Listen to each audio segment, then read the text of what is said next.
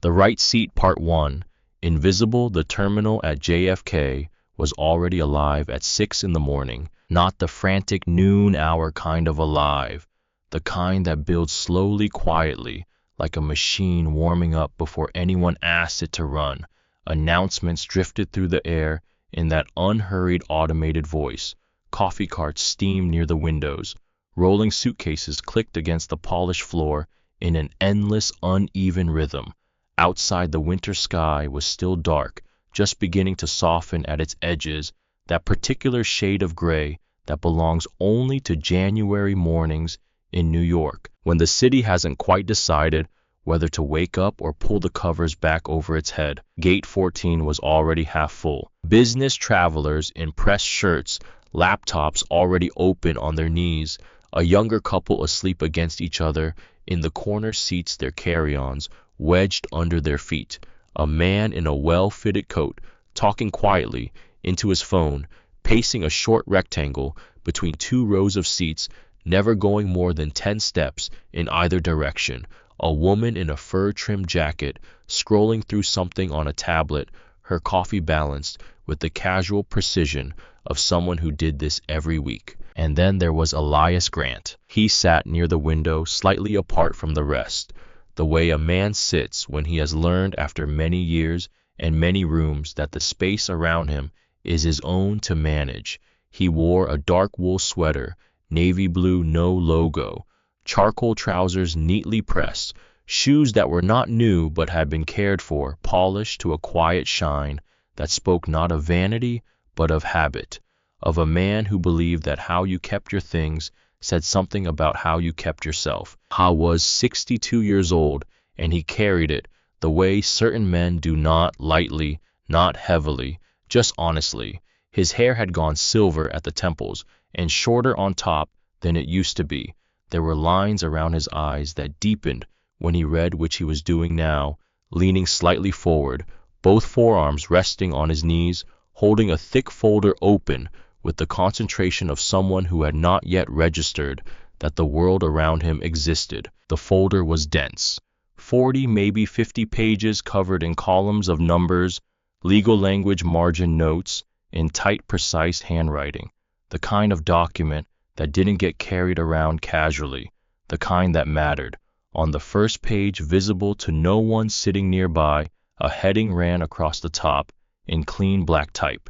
American Continental Airlines, acquisition final terms, Elias Grant, majority owner. No one looked, no one was close enough, and even if they had been, most people's eyes would have drifted past it, past him the way eyes sometimes do, when what they're seeing doesn't match what they were already expecting to see. A man in a wool sweater with a paper folder was not what this Gates population was trained to notice. Elias turned a page, made a small mark in the margin, turned another page. I had been awake since 4:30, not because he was anxious, because he had always been an early riser, a habit formed long before he had any particular reason to be somewhere back when being somewhere early was simply the only advantage available to him. Old habits, once built from necessity, have a way of becoming character. He no longer needed to arrive early. He arrived early anyway. His carry-on was a single bag black, structured without any of the monogrammed initials or designer hardware that populated the overhead bins of first-class cabins on flights like this one. No assistant beside him, no entourage visible anywhere in the terminal, no one waiting to hand him things or smooth his path, just a man with a folder sitting near a window, watching the dark sky begin to turn. I had not slept well, but not because of worry. The deal had been signed 11 hours ago, 11 months of negotiations, 2 collapsed offers, 1 near catastrophic leak to the press, and 3 rounds of due diligence that had required him to know this airline better than most of its own senior staff. Signed at 11 in the evening in a boardroom on the 44th floor of a midtown Manhattan building, with the city laid out below the windows like a circuit board lit from the inside. I had shaken hands quietly, accepted the congratulations of his legal team with a nod, taken the elevator down alone, walked 2 blocks in the cold to where his car was parked, not a service car, his own, and driven to his apartment in Harlem, where he had made a cup of tea, stood at the kitchen window for a while, and thought about things that had nothing to do with the deal itself, things that were older, things that had started here, at this airport, a very long time ago. I did not share those thoughts with anyone. He rarely did. That too was habit, the kind formed in early years, when there had been no one to share them with, when the interior life was the only space that belonged entirely to him, and he had learned to keep it carefully. Now it was morning. The folder was almost reviewed, the flight boarded in 40 minutes. He turned another page, made another note. At the far end of the gate area, the boarding podium was staffed by a single agent who was arranging papers with the mechanical efficiency of someone who had done exactly this thing at exactly this time for a very long time. The jetway door was still closed. A small screen above the podium displayed the flight information in white letters on blue. AA 614, JFK LAX, departure 7:30 a.m., on time. Elias glanced at it once, then returned to his folder. 38 years ago, he had stood on the other side of that kind of door, not as a passenger, as the person who moved the bags of the people who were passengers. He had worn a vest in the winter cold and loaded luggage into the belly of aircraft, while the passengers above him settled into seats and ordered drinks and never thought once about the man below the floor. Anya had thought about them, though, not with bitterness. He had moved past bitterness early because bitterness is expensive and he could not afford expensive things. He had thought about them with a kind of careful attention, the way a student watches something he intends to understand. Where were they going? What did their luggage tell him about their lives? What kind of people boarded last minute? What kind arrived 2 hours early and read the whole time? I had been a student of movement, of systems, of the way people organize themselves around things like gates and seats and who got to go first. He had watched the boarding agents and the gate supervisors and the ground crew coordinators and the ramp managers. He had watched how authority moved through an airport, who deferred to whom, who gave instructions, and who followed them. What made one person's problem worth solving immediately and another person's problem worth transferring to someone else. I had learned a great deal in those years, more than any classroom had ever given him, more in certain ways than the MBA that had come a decade later, earned at night while working days page by page, exam by exam, in the gaps between shifts and obligations and the slow accumulation of the resources needed to cross from one side of that door to the other. Elias closed the folder, not finished but rested. He leaned back in the chair, looked out the window. The sky had shifted, the dark gray had softened to a pale pewter, and the runway lights blinked in long, steady rows into the distance, amber and white, patient and geometric. A plane was taxiing slowly somewhere out there, moving through the half-dark like a great quiet animal, finding its place in a sequence that had been arranged for it long before it arrived. I watched it for a moment. Then he picked up his coffee black from a paper cup, the same thing he had been drinking every morning since he was 19 years old, and took a slow sip. His phone buzzed once. A message from Marcus Webb, all set on the ground. "Welcome aboard, sir." He read it, set the phone face down on his knee, and said nothing. Marcus had been with him for 11 years, first as a junior analyst, then as something harder to define. Not quite a partner, not quite an advisor, the person Elias trusted to handle the things that needed handling without being asked twice and without requiring explanation for why they mattered. Marcus knew what all set meant. It meant the paperwork was filed, the notifications had gone to the relevant parties, and American Continental Airlines now had a new majority owner whose name appeared in no press release yet, whose face had not been in any publication, whose acquisition had been managed with the kind of quiet that money could buy when money was patient enough to wait for it. Elias had been patient for a long time. He stood up, gathered his folder, placed it carefully into the black bag, fastened the clasp, picked up his coffee, and walked to the gate. The boarding agent looked up when he approached, and then looked back down at her screen. He set his bag down, presented his phone with the boarding pass displayed. She scanned it without looking at him. The gate beeped. She handed the phone back, already turning towards someone behind him. "First class, enjoy your flight," she said to the air where he had been. He walked down the jetway. The sound of the terminal fell away.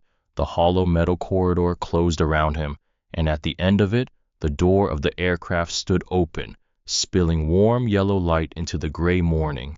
He stepped on board. The first-class cabin of the Boeing 777 was not yet fully occupied.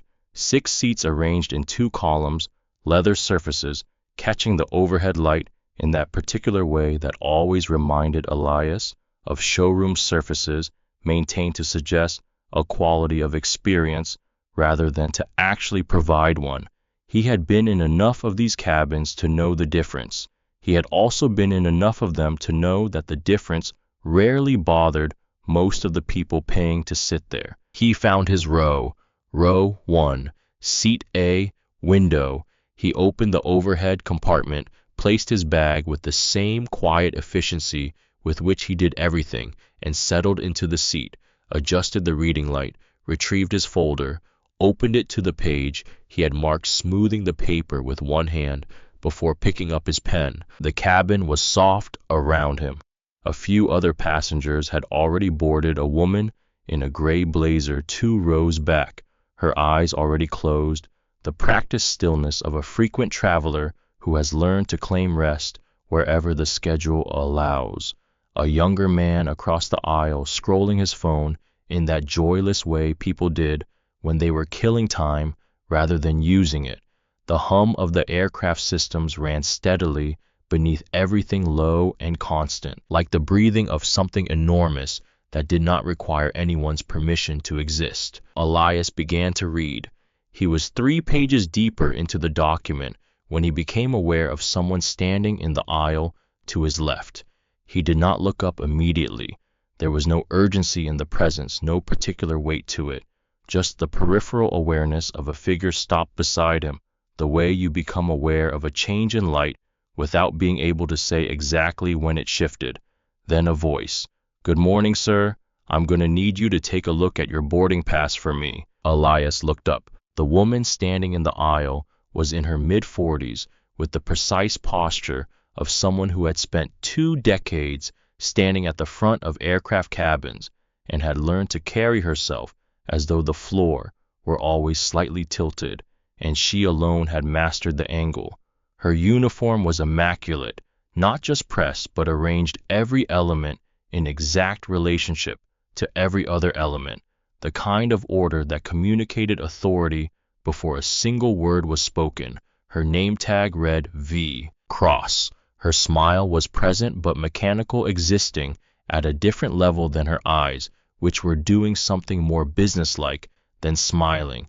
Her eyes were assessing, moving from his sweater to his bag to the folder open on his tray, making small, quick calculations of the kind she had been making in this cabin for 22 years. "Of course," Elias said, and he picked up his phone from the tray table, unlocked it, and turned the screen toward her. She looked at it. Not long. A glance that might have been a look, but wasn't the movement of eyes across a surface, without the engagement that turns looking into seeing. "There may be a system issue," she said.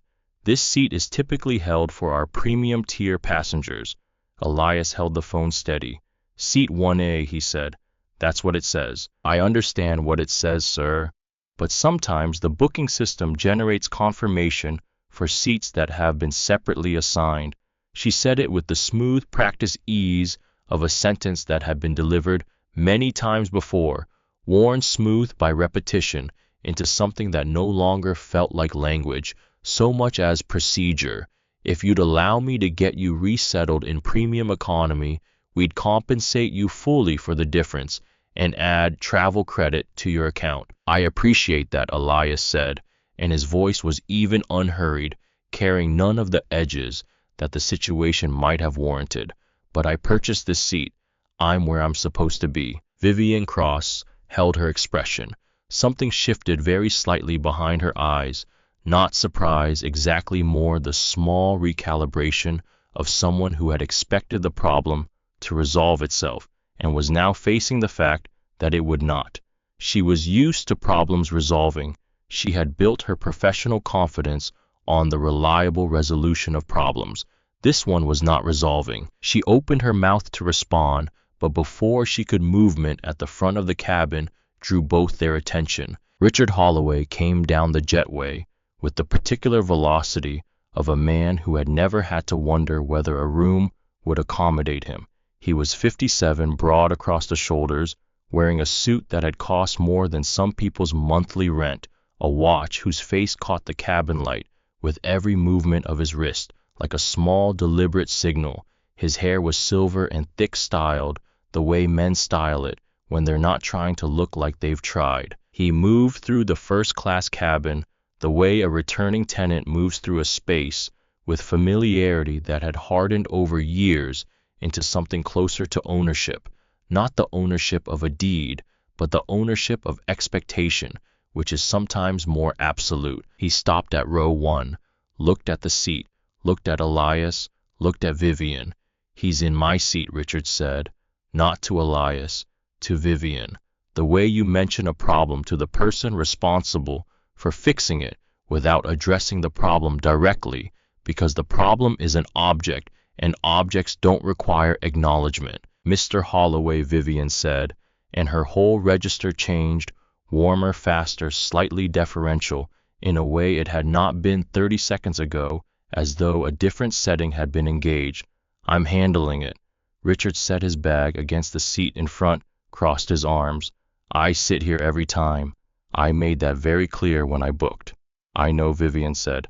"Then handle it." Elias had been watching this exchange with the stillness of a man who has learned that patience is its own kind of information, that what people reveal when they think a situation is already decided is often more accurate than anything they say when they believe they are being observed. He looked at Richard for a moment. Not the suit, not the watch, not the performance of authority, assembled from expensive materials, just the man.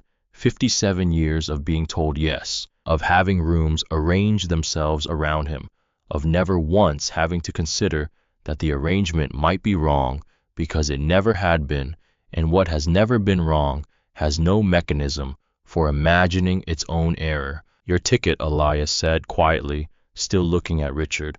"What seat does it say?" Richard turned his gaze to him for the first time. It was the gaze of a man confronted with an inconvenience that has inexplicably developed a voice. "It says first class," he said. "Which seat A beat?" Richard reached into his jacket, pulled out his phone, found the booking. His eyes moved across the screen. Something crossed his face, fast, gone, almost as soon as it arrived, a flicker of something that might in a different man have been embarrassment, but in Richard Holloway resolved almost instantly into the harder material of someone who had decided not to acknowledge what he had just seen. He put the phone back in his pocket. "The system obviously made an error," he said louder now, turning back to Vivian. "Sort it out." Vivian did not look at Elias. She did not ask Richard to show her the screen. She had made her assessment, and she had chosen her position, and now she was moving forward from that position with the conviction of someone who has confused speed with certainty. She turned toward Elias with an expression that had gone from professional to resolute in the space of about 3 seconds. "Sir," she said, and the "sir" had changed shape entirely. It was harder now, carrying less courtesy and more instruction. "I'm going to have to ask you to take a different seat. We will take care of you fully." "You haven't verified his ticket," said a voice from behind them. Everyone turned. Nora Callum was standing near the galley entrance, a service tray in her hands, her body slightly angled toward them, in the way of someone who has been watching for longer than the moment suggests. She was 32, with dark auburn hair pulled back neatly, and she had the look of someone who had just completed a private internal argument, and come down at some cost on the side of speaking. Her eyes met Vivian's directly.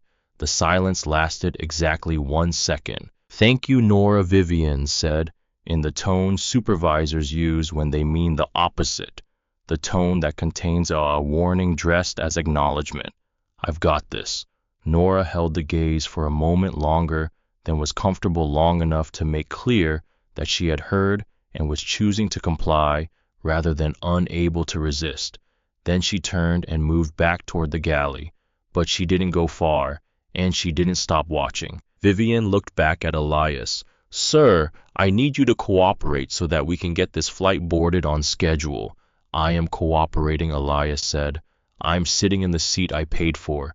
Richard exhaled through his nose, a short, pressurized sound of someone whose patience, such as it was, had been fully depleted, and who considered this depletion to be someone else's fault. "This is ridiculous. Get security." Vivian straightened. She picked up the intercom handset from its cradle near the bulkhead, pressed a button, spoke quietly, efficiently, in the tone of someone issuing a professional request, not a personal one, never a personal one. Always the system, always the protocol, always the weight of procedure standing in place of individual judgment, so that the judgment itself never had to be examined. "This is Vivian Cross, cabin crew, on AA 614. I need security assistance in the first-class cabin. Passenger in seat 1A is non-compliant." The word sat in the air. Non-compliant. It was a useful word, a word that meant something before anyone had checked anything, a word that transferred the weight of the situation from the one applying it to the one receiving it efficiently and without apparent malice, the way certain tools work best when you don't think too carefully about what they're designed to do. Elias set his phone down on the tray table. He closed his folder slowly, the way you close something you intend to return to marking your place, not with urgency, but with the quiet confidence of a man who knows the interruption is temporary. He placed both hands flat on the cover. He looked out the window. The sky outside had continued its slow transformation. The pewter gray had given way to something with a little color in it. Now, a thin line of coal blue along the horizon, the first honest light of the morning pressing through the dark like something that had been waiting a long time for permission. The ground crews moved below in their fluorescent vests, methodical, purposeful, attending to the things that needed attending to before an aircraft full of people could move safely from one point on the earth to another. Their movements were precise and unwitnessed by anyone above them. The passengers never looked down. I had been one of them once. Down there, below the floor, invisible from above, he breathed in, breathed out. Simply breath, not performance, not management. Just the ordinary function of a body that had learned over many years and many harder rooms than this one to remain present without being consumed by what the present contained. 2 airport security officers came down the jetway and into the cabin. They were professional, physical in the way of people whose job required it, but not aggressive. They read the room with the speed of people trained to assess before acting, to identify the weight of a situation before adding to it. The first one looked at Elias, then at Vivian. "What's the situation? Passenger is refusing to vacate an incorrectly assigned seat and is delaying boarding," Vivian said, clean and quick. The officer turned to Elias. "Sir, I'm going to ask you to come with us." Elias nodded slowly, the single nod of a man who understands exactly what is happening and has decided with full clarity how he intends to move through it. He stood. I was not a tall man, but he had the kind of presence that made tallness beside the point, the presence of someone for whom the relationship between the interior and the exterior has been fully resolved, so that what is outside him simply reflects what is inside without distortion or performance. He straightened his sweater at the hem with both hands, a gesture so ordinary it made the context around it feel stranger by contrast. He reached up and removed his bag from the overhead compartment. Holding it steady, he fastened the clasp. Every movement was exact, not performed exact, the way a craftsman handles tools at the end of a long day with respect for the process, even when the outcome has been unreasonable. Nora watched from the galley. The woman in the gray blazer 2 rows back had opened her eyes and was watching too, not with the detached curiosity of someone observing something unrelated to them, but with the particular attention of someone who recognizes something and is not sure yet what to do with the recognition. The young man across the aisle had put his phone down. Richard stepped back slightly to give the officers room, arranging himself into the satisfied stillness of someone watching a situation resolve in the direction they had always expected it to resolve. He did not look at Elias. Vivian stood with her hands clasped in front of her, her posture returned to its professional neutral, the face of a woman who had done what needed doing and was already preparing to move forward to the next item on the list, because the list was always there, and moving forward was always the right direction. Elias walked to the front of the cabin, each step measured unhurried.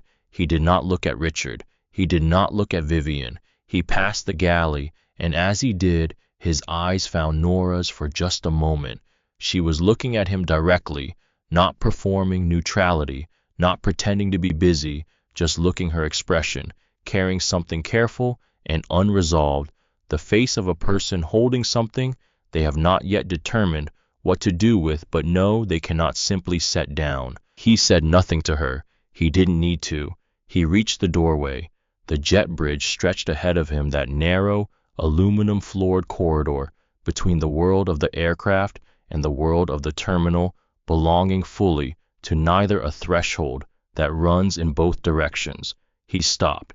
Not for long, 3 seconds, perhaps 4, long enough to be deliberate, long enough for the cabin to feel it. He turned back and looked into the space he was leaving, not at any single person, across the whole of it, the seats, the faces, the people who had watched, and the people who had looked away, and the people who were still pretending they hadn't seen anything at all.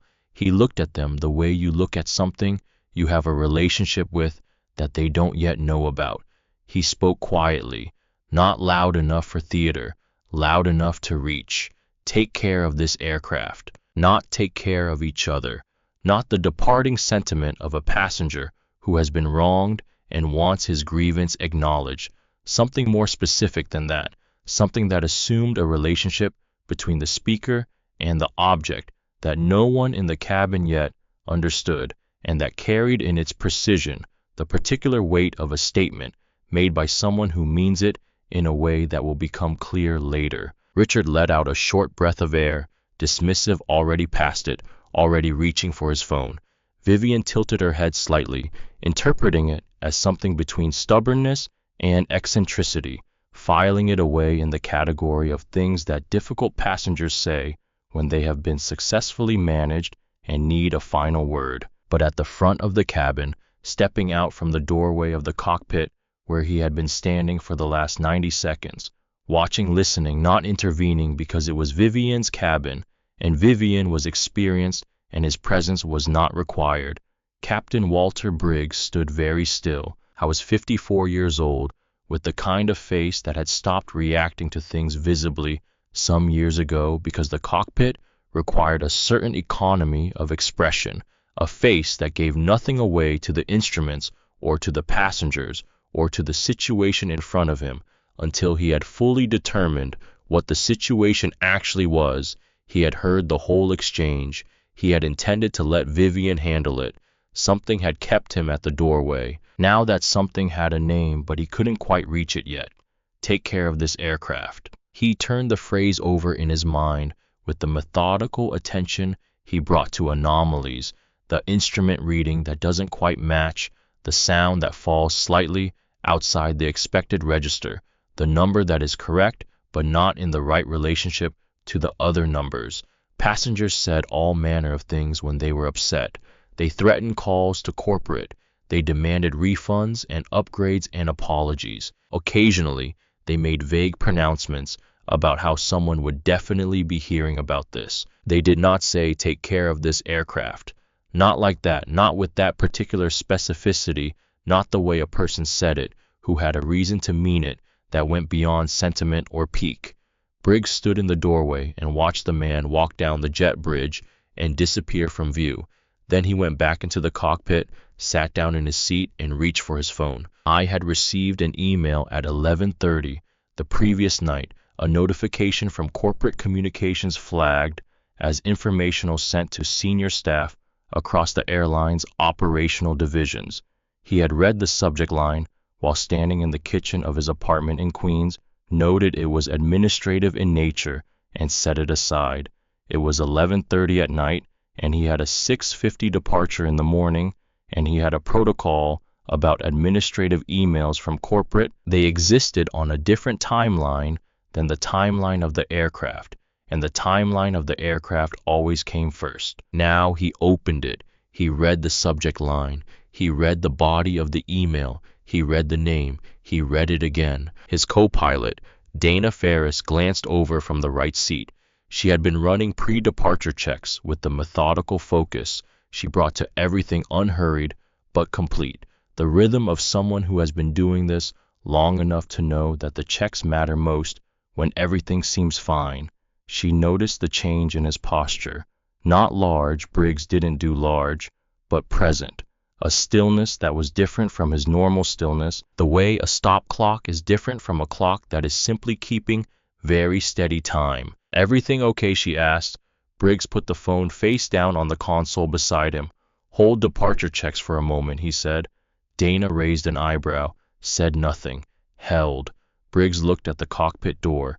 Behind it in the cabin, Vivian Cross was doing exactly what she believed she was supposed to do, in exactly the way she believed it was supposed to be done, with the full confidence of 22 years of institutional certainty solidly at her back. And the man she had just had removed from the aircraft was standing somewhere in the jet bridge at John F. Kennedy International Airport, which was, as of 11 o'clock the previous evening, an airport served almost exclusively by an airline that now belonged to him.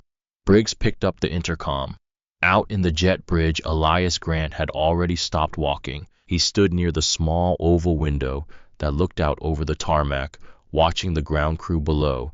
His bag was in his hand. He was not pacing. He was not gesturing. He was not performing patience. He simply possessed it, the way certain things are simply constituted rather than constructed, the result of having been tested enough times that the testing has become the foundation rather than the interruption. He reached into the inner pocket of his jacket and removed the second phone, small matted black, no visible brand. He unlocked it with his thumb, found the name, Marcus Webb. He pressed call. It rang once, connected. Elias Marcus's voice came through, fast awake, the voice of a man who had not been entirely asleep. "I thought you were airborne," Marcus Elias said. A half-second of recognition, not of the name but of the quality beneath it. The particular register of Elias Grant when something has happened that was not supposed to happen. "What happened?" Marcus asked. "Your crew," Elias said, and his voice was even without performance of any kind, not anger, not irony, just the flat presentation of a fact that required no embellishment, just removed me from my own aircraft. Silence, not confusion, not disbelief. The particular silence of someone who has just registered something significant and is already within that silence, beginning to move toward what needs to happen next. "Where are you?" Marcus asked. "Jet bridge, gate 14. Don't go past security. I'll handle the ground team. Captain has already been reached. I can see the intercom light from the gate agent screen. Give me 4 minutes." The line went quiet. Elias lowered the phone, stood looking out the small window. Below, a man in an orange vest was guiding a baggage cart along the apron with the unhurried precision of someone whose job required attention, regardless of whether anyone was watching. Moving the cart, stopping it, adjusting the angle, moving again. Precise and unwitnessed by anyone above, the work that kept the system running was almost entirely invisible to the people the system was running for. Elias watched him for a long moment, then he looked up at the plane, his aircraft. Every cabin, every seat, every galley cart, an overhead bin, an instrument in the cockpit, every piece of the system that had in the last 17 minutes moved him out of a seat he had purchased and into a hallway, as though that were simply the natural order of things, as though the natural order of things were self-evident and required no examination. I did not feel rage. He had moved through rage many years ago in harder rooms than this one, and had learned that rage, while understandable, was the most expensive response available. It cost energy and clarity and the particular quality of attention that he needed most. What he felt now was something colder and more useful, the specific clarity of a person who understands not just what has happened, but what it means and what precisely needs to happen next. Not to the people involved, they were already moving through their own reckonings, but to the system that had made it so easy for the moment to occur. The jet bridge hummed faintly around him. The door of the aircraft was still open. Inside, the cabin crew was resetting, the passengers were settling, and somewhere in seat 1A, Richard Holloway was arranging himself with the ease of someone for whom the universe had once again corrected its own errors. None of them knew yet. The folder was still in his bag. The document was still on the page he had marked. The morning was still early, still cold, still full of the particular possibilities that early mornings contain before the day has had time to narrow them. He turned away from the window and waited. The minutes passed, the way minutes pass when you are not counting them, not quickly, not slowly, but at their own pace, indifferent to whatever is being waited for. The terminal hummed behind the jet bridge walls. A gate agent passed the small window at a brisk walk, talking into a headset, not looking up. His first phone buzzed. His attorney confirmation received. Proceed. He put it away. His second phone buzzed. Marcus again, ground team is at the gate agent desk. Captain has been reached. Standby door is still open. Elias read it, looked up at the aircraft. The door was still open. Inside the cockpit, Captain Walter Briggs had read the email twice, then a third time, and then had done what the situation required, called the airline's duty operations officer. On the ground stated the name, asked for verbal confirmation, and received it within 90 seconds. The duty officer's voice had changed when she understood what she was confirming. Not dramatically, she was a professional, and professionals are trained to keep their voices level when things become significant. But something in her cadence had shifted a fraction slower, a fraction more careful, the shift of someone who understands that the words they are saying are going to matter. Briggs had thanked her, ended the call, sat for a moment with his hands resting lightly on his knees, looking at the instrument panel in front of him without seeing it. The way you look at something familiar when what you're actually doing is thinking about something else entirely. 26 years of flying.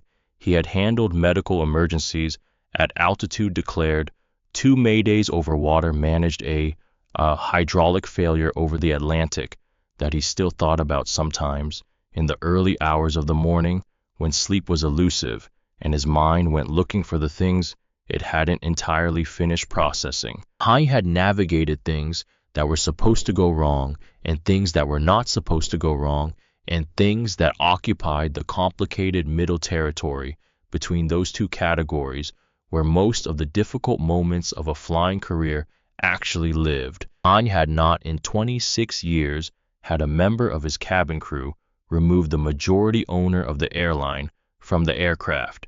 He picked up the intercom. In the first-class galley, Vivian Cross was reviewing the pre-departure checklist, moving through it with the methodical efficiency of someone for whom the checklist was as natural as breathing, each item confirmed and set aside, the cabin coming into its pre-departure order around her when the handset beside her crackled and the captain's voice came through. Vivian, cockpit, now! Not a request, not even a summons in the usual sense. Something underneath the words a register she had heard, perhaps twice in 22 years. The register that meant something had changed, and the change was significant, and everything that had seemed settled was now unsettled. She set down the checklist, moved to the cockpit door, knocked twice. It opened immediately, which meant he had been standing at it, which was itself information. She stepped inside. The cockpit always produced in her a particular feeling, the compression of the space, the density of the instruments, crowding every surface, the sense that everything in the small room was load-bearing in ways that nothing in the cabin behind her was, that every number on every display was connected to something real and physical and consequential in a way that the language of the cabin rarely was. Briggs was in the left seat, turned slightly toward her. Dana Ferris was in the right seat, eyes forward on the instrument panel with the studied neutrality of someone who has been professionally present in a space where she has been implicitly asked to be elsewhere. "Close it," Briggs said. Vivian pulled the door shut behind her. Briggs looked at her for a moment without speaking. He had a face that had learned to carry weight without advertising it, the kind of face that made other people unsure whether they were in trouble until the moment it became undeniable, and even then left them uncertain about the precise shape of the trouble. "The passenger from 1A," he said. "Did you verify his ticket?" Vivian opened her mouth. The professional answer was ready. It was always ready, built from 2 decades of experience in managing exactly these conversations, in exactly these rooms, with exactly this kind of measured, controlled calm that made difficult situations navigable and her role within them comprehensible. But the question was specific, and specific questions about specific facts have a way of cutting through the architecture of professional language and landing somewhere more fundamental, where the answer is simply what happened and cannot be reshaped into something more manageable. "I reviewed the documentation he presented," she said. "That's not what I asked," Briggs said. The space between them held. Vivian Cross had been doing this job for 22 years. She had managed drunk passengers and grieving passengers, and passengers who had decided that 37,000 feet was the appropriate altitude at which to resolve long-standing personal grievances. She had managed medical situations and security situations and situations that fell into no category that any training module had anticipated. She had done all of this well, and she had known it, and that knowledge had been the anchor she returned to whenever the work was difficult, the deep, reliable knowledge that she was good at this, that she understood this, that 22 years had made her certain in a way that younger crew members were not yet certain and might not become certain for years. She did not feel anchored right now. "I assessed the situation," she said more carefully. "And the other passenger, Holloway, did you verify his seat assignment?" She said nothing. That silence was the answer, and they both understood it as such. Briggs nodded once, slowly, not with satisfaction, with the particular weight of someone confirming something they had genuinely hoped would turn out to be something else. He reached for his phone, turned it toward her so she could see the email on the screen. She read the subject line, "Read the body." Read the name at the bottom in the formal typeface of a legal document excerpt. Her eyes moved through the text with the careful, slowed attention of someone hoping that what they're reading will reveal itself on the second or third pass to be something other than what it appears to be on the first. It was what it appeared to be. Elias Grant Briggs said quietly, "Majority owner as of 11 o'clock last night." Vivian looked up from the phone. Her face had not collapsed. It was not that kind of face, and 22 years had made it capable of maintaining its structure under pressure that would have dismantled a less practiced expression. But something had gone out of it, some foundational certainty that had been present in every line of her expression from the moment she had first approached row 1 had simply vacated, leaving the structure behind, while removing whatever had been animating it. "I didn't know," she said. "No," Briggs said. "You didn't." He took the phone back, set it on the console. But you also didn't verify. You decided. Another silence. Shorter, but carrying more weight. I need you to go get him, Briggs said. He's in the jet bridge. The door hasn't closed. And Holloway goes back to 1B. That's his seat. That's always been his seat. A pause, the pause of a man selecting the most useful thing to say from among several available options. Go. Vivian unclenched her hands. She had not realized she had clenched them, the physical manifestation of something she had been holding in her body that she had not acknowledged in her mind, and opened the cockpit door and stepped back into the cabin. Richard Holloway was in 1A. He had lowered the tray table and placed a drink on it, something amber, no ice, and was scanning his phone with the concentrated indifference of a man who has already filed the event in the resolve category and is now simply existing in the aftermath, ready for the next thing. He did not look up when Vivian emerged from the cockpit. Nora Callum was at the rear of the first-class galley, her hands occupied with things that did not require her to look busy, because she actually was busy moving through tasks with the quiet efficiency of someone who has learned to be useful in all circumstances, including the ones that are difficult for reasons that have nothing to do with her. She looked up when Vivian came through. Their eyes met briefly. Nora's expression did not change. She returned to what she was doing. Vivian walked to the aircraft door.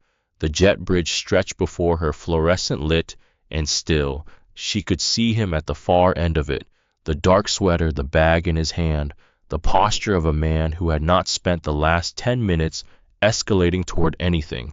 She walked toward him. Her shoes made a sound on the jet bridge floor, a sound she was conscious of in a way she was not usually conscious of it, as though the corridor were amplifying something she would have preferred to keep contained, returning it to her with each step. He turned when she was about 10 feet away. Not startled, he had heard her coming. He simply turned, unhurried, and waited with the quality of someone for whom waiting is not a passive state, but a form of presence. She stopped. There were things she had intended to say, things shaped by training and protocol and the vocabulary of service recovery that had been her professional language for more than 2 decades, sentences that would acknowledge the situation without fully inhabiting it, that would smooth the transition back to normalcy without requiring too much examination of what had created the abnormality. She looked at him. He looked back at her, and the sentences went somewhere she couldn't reach them. "We made a mistake," she said. The words came out smaller than she had intended without the professional, containing frame she had planned around them. Just the fact itself, unadorned. "Please come back." Elias Grant studied her face. Not unkindly, there was no unkindness in him at this moment, not toward her. With the attentiveness of a man who has learned over many years and many conversations to distinguish between a person delivering a message and a person meaning it, between the performance of accountability and the actual weight of it. He looked at her long enough to take the honest measure of which this was. He was not entirely sure it was fully either yet, but it was not nothing. He nodded once, picked up his bag, walked past her toward the aircraft. She followed. He stepped back through the door, back into the warm, pressurized, carefully maintained world of the first-class cabin, where everything was designed to suggest comfort and order and the reliable functioning of a system that existed to serve the people inside it. And this time, he did not stop at the front. He walked. Not fast. Nothing about Elias Grant was fast in that restless, self-important way that certain people move through spaces they feel entitled to, as though speed were itself a form of authority. He walked with the same measured pace he brought to everything, and that pace happened to carry him through the entire length of the aircraft, down the first-class aisle, through the curtain into business class, where a dozen passengers looked up with varying degrees of curiosity and the specific confusion of people who are witnessing something they can't immediately categorize, through the next curtain into premium economy, down the long center aisle of economy where seat after seat turned in his direction, people pausing mid-motion, mid-drink, mid-page, midi-conversation to watch this man in a navy sweater walk the length of their section with a bag in his hand and an expression that was impossible to read, and for that reason, impossible to stop watching. He said nothing. He looked at no one in particular, but he was present in every row he passed in a way that presence rarely announces itself, not loudly, not with gesture or theater, but with something underneath those things. The quality of a person who knows exactly where they are going and why they are going there, and has never once required anyone else's permission to make the journey. He reached the front of the aircraft again. First class, row 1. Richard Holloway was still in 1A. Captain Walter Briggs had emerged from the cockpit and was standing in the forward galley area slightly to the side, his hands behind his back in the posture of a man who has made his decision and is now simply waiting for the sequence to complete itself. He watched Elias return. He did not speak. He was waiting for the moment to resolve itself in the order it needed to resolve in. Richard looked up. He saw Elias. He saw Briggs. He read the room with the speed of a man who has navigated enough power dynamics across enough years to recognize almost before it fully forms the shift of weight in a space the moment when the configuration that had seemed settled reveals itself to be provisional. "What is this?" he said. Briggs moved forward. "Mr. Holloway, your assigned seat is 1B. I need you to move." Richard's eyes moved from Briggs to Elias to Vivian, who had come in behind and was standing near the galley entrance with her hands at her sides in a posture that was neither confrontational nor supportive, simply present the posture of someone who has said what needed saying and is now standing in the consequences of it. "I've been flying this airline for over 20 years, Richard said. His voice had risen slightly, not quite loud, but caring as voices do when the person speaking them needs the room to feel the weight of what they're saying. "I have always sat here. Your own crew accommodated this. Your boarding pass assigns you to 1B, Briggs said. That has always been your seat. I'm asking you to return to it." "This is outrageous."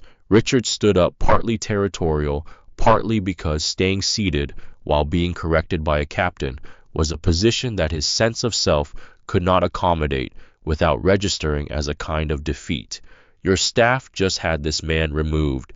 Now you're asking me to move. On what basis?" "On the basis that 1A belongs to the passenger standing behind me," Briggs said. "And I'd like you to move now, Mr. Holloway. I'll only ask once more." The cabin was completely still. A woman 3 rows back had a glass of water halfway to her lips and had not moved it in 30 seconds. A man in business class had leaned forward through the curtain gap with the careful minimalism of someone trying to see without being seen seeing. The young man who had been scrolling his phone was not scrolling. Richard Holloway looked at Elias Grant, and for the first time since this had begun, since the moment he had walked down the jetway with his gold watch and his diamond tier expectations and his absolute certainty about how the world arranged itself, he looked at him without the filter of that certainty in place, without the lens that had been installed so long ago and used so constantly that he had long since stopped being aware of it as a lens at all, having mistaken it for simply how things looked. What he saw was a man standing with a bag in his hand, waiting quietly for a seat that had always been his.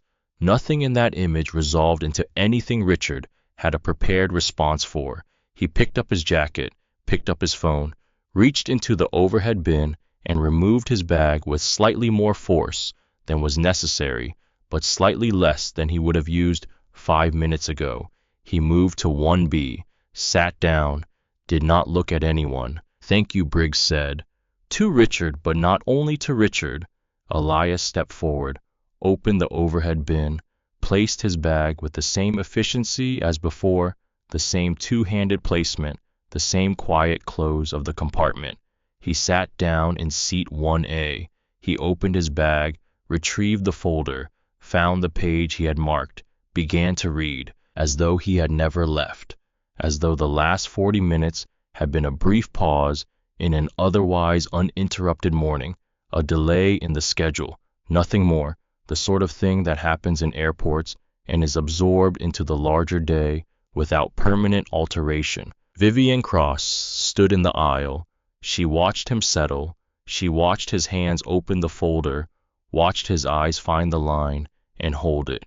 She had stood in this cabin thousands of times over 22 years, and she had watched thousands of passengers board and settle and make themselves at home in these seats, and she had always known within a few seconds, with the confidence of long practice, exactly who she was dealing with. That knowledge had been the foundation of her professional identity. She had trusted it completely without examination.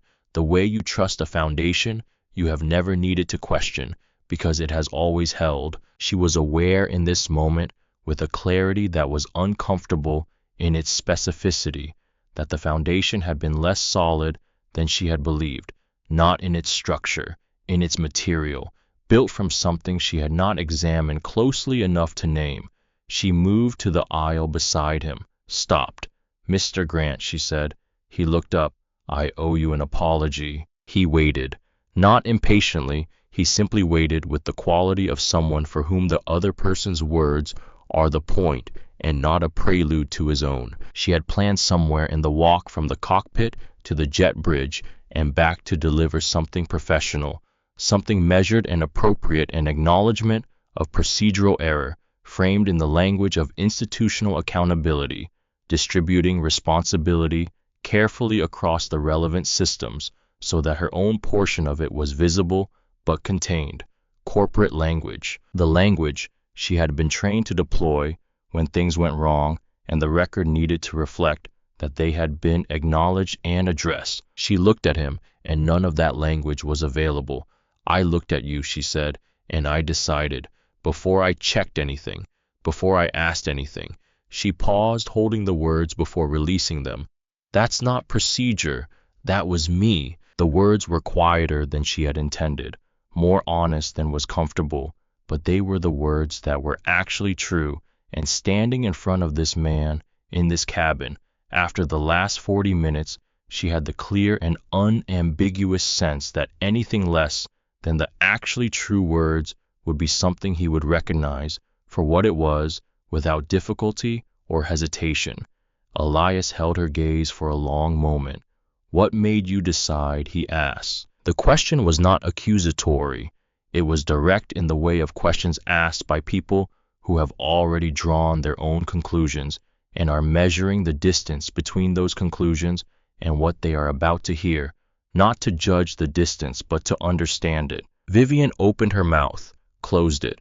The honest answer was available. She could feel it precisely shaped, present in her mind, with the clarity of something she had known for a while and had been successfully not knowing, the way certain things wait with patience for the moment when they can no longer be avoided.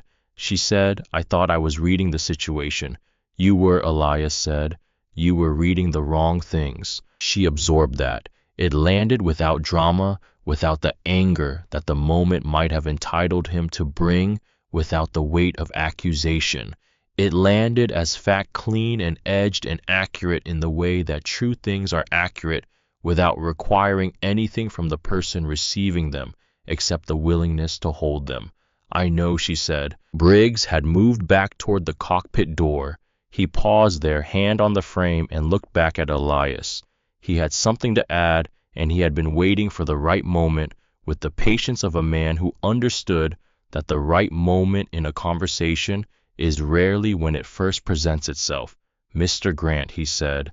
Elias looked at him. "I want to apologize personally for how this was handled. Not procedurally, not corporately." The words were direct and without diplomatic softening. "It shouldn't have gotten to where it got." "No," Elias said. "It shouldn't have. It won't happen again." A pause, measured and deliberate. "Not on this flight. And if what I understand is correct, not across any flight. Not like this." Elias studied him. The sentence had an implication embedded in it, an acknowledgement of what Briggs had learned and what that learning meant for the relationship between the cockpit and the seat. Briggs was not being deferential. He was being honest about what the landscape now looked like, and offering that honesty plainly without dressing it in anything additional. Elias respected that. "I believe you," he said. Briggs nodded, returned to the cockpit. The door closed with a soft, definitive click. Vivian stood for another moment. She had more to say, she could feel it, the accumulated weight of 22 years wanting to find its way into language. But she understood that this was not the moment for all of it. The moment had its own shape, and adding too much to it would alter that shape into something less true. "I'll let you get back to your reading," she said. She moved away, down the aisle, toward the galley. Nora Callum was there, completing final preparations with the steady, unhurried competence that was simply her operating mode. She looked up when Vivian came in. There was no satisfaction in her expression, no told you so, no performance of vindication, none of the small signals by which people communicate that they have been right and are aware of having been right. Just the neutral, watchful quality of someone who had been paying attention throughout and was still paying attention and intended to continue doing so. "We're ready for the door," Nora said. Vivian nodded. "Close it," she said. The aircraft door sealed shut with the heavy pneumatic finality of a system built to hold the sound of something large and consequential completing its last preparatory act before the real work begins. The engines began to build. From the small oval window at his shoulder, Elias watched the jet bridge retract, that deliberate mechanical withdrawal, the retraction of the last physical connection between the aircraft and the terminal, the moment when the world of the gate became unreachable and the world of the flight became the only world available. He had watched this happen hundreds of times across many years, and it still carried something, not drama, just the clean weight of a threshold crossed, a chord severed by design. The aircraft began to move, slow at first, the barely perceptible drift of something enormous overcoming its own inertia, learning its own momentum, then steadier, more purposeful, as the ground crew guided them back from the gate and the engines found their working rhythm.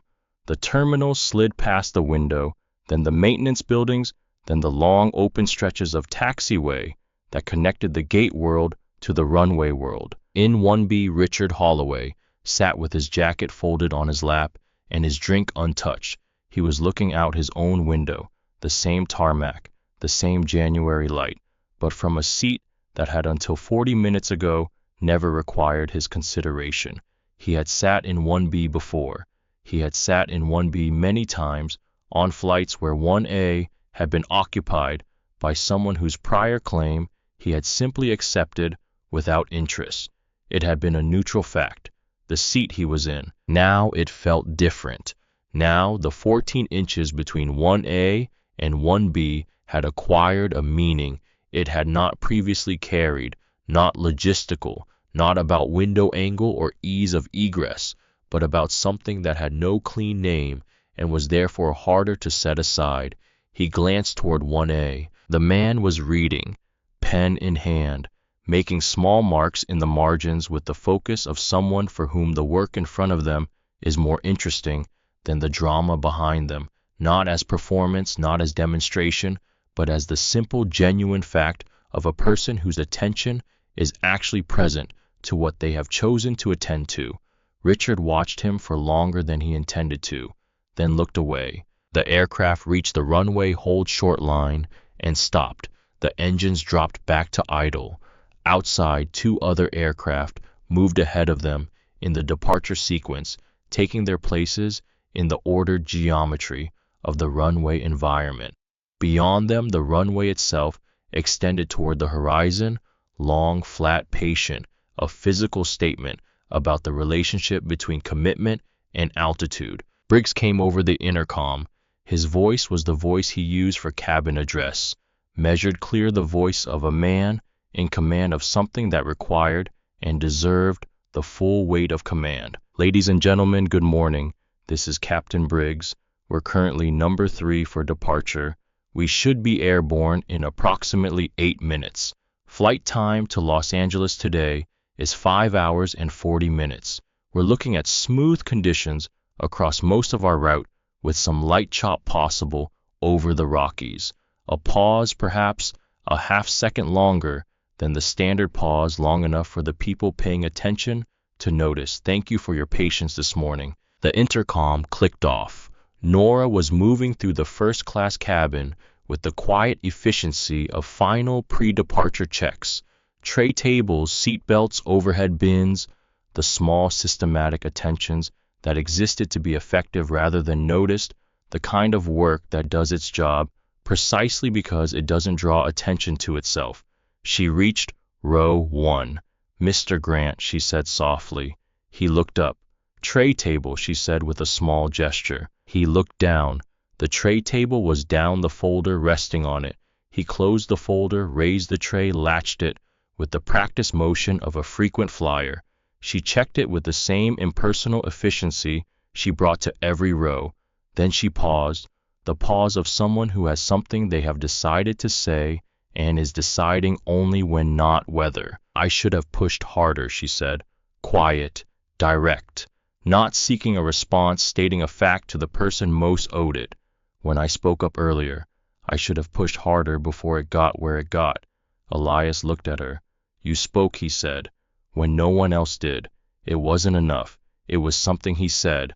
Something is where more starts. She held his gaze for a moment with the directness he had noticed in her from the beginning, that quality of being actually present in an exchange rather than performing participation in it.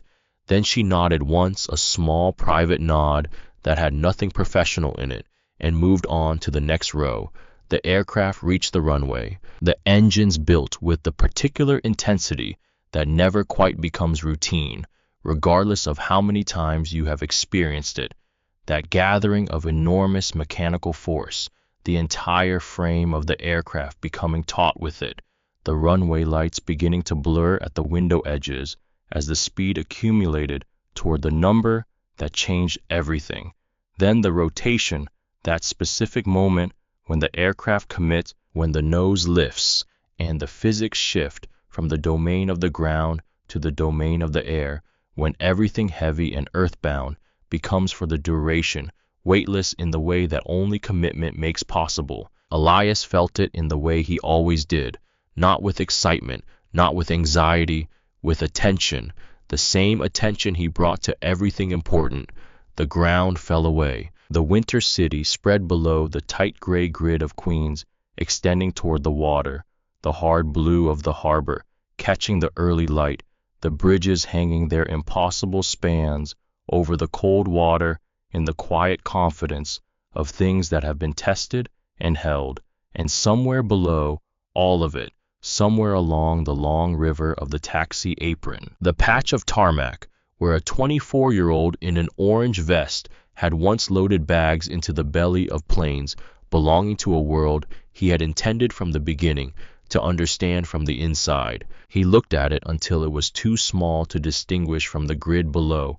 Then he looked forward, raised the tray table latch, retrieved his folder, found his page, and continued.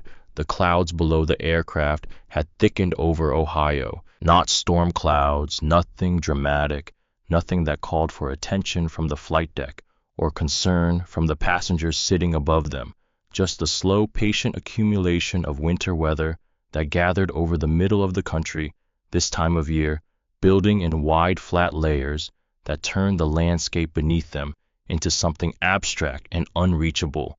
From 37,000 feet, the world below had become a white ceiling, seen from above, seamless still, as though the earth had been carefully put away for the duration of the crossing and would be returned when the aircraft was done with its business in the sky. Inside the cabin, the service had settled into its rhythm. Nora Callum moved through first class with the quiet efficiency that was simply her natural mode, not performing competence, just exercising it. The difference being that performance requires an audience and competence does not. Drinks refreshed without being asked, a blanket retrieved from the forward closet, and offered to the woman in the gray blazer who had been asleep since takeoff and was now shifting in that particular way of someone whose sleep is becoming uncomfortable. The small attentions that made the difference between a cabin that felt managed and a cabin that felt cared for. She had been doing this work for 7 years, and she had learned early in the first year on the regional routes before she moved to international that the difference between managed and cared for was not in the procedures. It was in whether the person performing them was actually paying attention to the person they were serving or simply moving through the steps. She had always paid attention. It was the thing she was best at and the thing that had cost her the most in a job where attention sometimes required you to see things that were easier not to see. Elias Grant had not asked for anything since the water Nora had brought him before takeoff. She had checked on him twice briefly without making the checking into something, without hovering or signaling, and both times he had been reading his pen, moving occasionally to the margin, his focus entirely present to the pages in front of him. She had left him to it. Some people needed to be attended to continuously. Some people needed to be left alone. She had learned over 7 years to tell the difference, and the telling was never about their status or their seat assignment, but about the quality of their attention, whether it was turned outward seeking something or turned inward already occupied. His was already occupied. In 1B, Richard Holloway had barely touched his drink. It sat on his tray table in the gradual process of becoming entirely water. The ice long surrendered to the cabin temperature, the amber of the bourbon diluted to something pale and irresolute. He was looking out the window at the clouds. He had been looking at the clouds for some time, not with the particular engagement of someone who finds clouds interesting, but with the unfocused attention of someone who is looking at something because they need to be looking at something, and the clouds are what is available. I had not asked for anything either, but for entirely different reasons. The reasons of a man who has run out of the vocabulary he normally uses to navigate the world and has not yet located a replacement. Vivian Cross was in the galley. She had been in and out of the galley for the better part of an hour, in and out with purpose, performing the functions of her role with the same technical precision she always brought to them, because the precision was deep enough to operate independently of whatever was happening in the other part of her mind. The part of her that ran the service was running on its established patterns, muscle memory, and training doing their reliable work. The part of her that was doing something else entirely was running on something newer and less comfortable and altogether more necessary. She was thinking about the question Elias had asked her at the seat. What made you decide? She had given him the answer that was available in the moment. I thought I was reading the situation, and that was true as far as it went, but it didn't go far enough, and she knew the distance between where it went and where the full truth lived in the way, you know, a distance you have been carefully not crossing for a long time, the way the body knows where the edge is, precisely because it has been working to stay away from it. The full truth was this. She had looked at a man in a wool sweater with no visible markers of the category she had been trained to serve and protect, and she had made a determination, fast, automatic, confident, completely below the threshold of conscious deliberation, that he did not belong in 1A, and that determination had not felt like prejudice, because it had not felt like anything. It had felt like seeing. It had felt like expertise. It had felt like 22 years of accumulated professional judgment, reliable as a calibrated instrument, refined through thousands of situations, in hundreds of cabins, across 2 decades of work she was genuinely good at. She had been wrong before. Everyone in her profession had been wrong before, wrong about whether someone was upset, wrong about what someone needed, wrong about how to de-escalate a tense situation. Those errors were the texture of the work. You corrected them and moved forward. This was not that kind of error. This was an error that went to the question of what she had been looking at to begin with. what information she had actually been using, what she had decided before a single fact was in evidence about who this man was and where he belonged and why that decision had arrived, dressed as perception rather than judgment, so that she could act on it without ever having to examine it. She picked up the service cart handle, put it down again. Nora appeared beside her, moving past with the quiet efficiency of someone who is genuinely occupied rather than demonstratively busy. She glanced at Vivian, read something in her posture. "You okay?" she asked. Simple, not clinical, not careful, just the question. "I need to go speak to him again," Vivian said. Nora looked at her for a moment. The galley was quiet, the call lights dark, the cabin in the mid-flight suspension between service and descent. She had the capacity to handle things alone for a few minutes, and she knew it, and so did Vivian. "Okay," Nora said. Simple, without advice, without warning, without the small editorial signals by which people sometimes communicate their opinions while pretending to withhold them. Vivian came back down the aisle, stopped at row 1. Elias looked up from the folder. She had not planned what she was going to say this time. She had decided somewhere between the galley and the seat that planning was not the right approach, that planning produced the kind of language she had already used, the professional language that acknowledged without inhabiting, and what this moment required was something that actually inhabited the truth of what had happened. "I've been doing this job for 22 years, she said. He waited. "I thought I was good at it." He waited. "I think I was good at parts of it," she said. "And I think there were other parts I was doing badly for a long time without knowing it." She stopped, started again from a different place. "That's not an excuse. It's just what I understand now that I didn't understand this morning." Elias held her gaze. The expression on his face was not forgiving. Forgiveness was its own process and would take its own time and could not be produced on demand by honesty, however genuine. But it was attentive. It was present. It was the look of a person who is actually listening to what is being said rather than waiting for the saying to be over so they can respond. "You had 22 years of decisions," he said. "How many of them looked like the one this morning?" The question settled over her. She felt the weight of it, not accusation, but dimension. The weight of a number she could not calculate, but could sense the way you sense the size of a room in the dark, feeling its edges without being able to see them. "I don't know," she said. "I know," he said. "That's the right answer." She looked at him for a moment. "What do I do with that?" He considered.